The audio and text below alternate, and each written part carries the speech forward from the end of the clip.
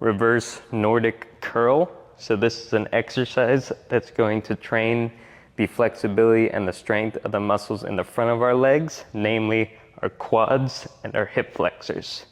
Now this is an exercise that at the start looks very advanced, looks very intimidating, but there's a number of different things you could do to progress up to the full exercise and a couple of form cues that you could focus on to better understand and approach the exercise.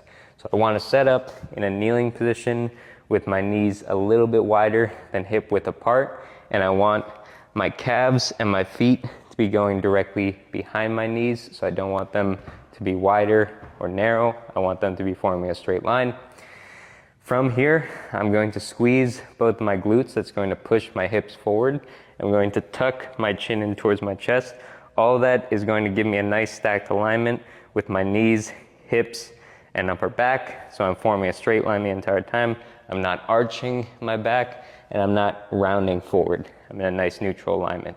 From here, I'm going to grab a resistance band. You're going to want to start with a heavy band that's anchored in front on something nice and stable that's not going to move. Here I have it tied around a dumbbell rack. I'm going to grab the resistance band in both hands, separate my hands ever so slightly, and then from here, I'm going to slowly lower down using the assistance of the band to help me get into the bottom position easier and pull myself back up. Now, for a lot of people, even with the resistance band, they will find that they're not able to get all the way down like this right from the start because of a lack of flexibility in the front. That's fine.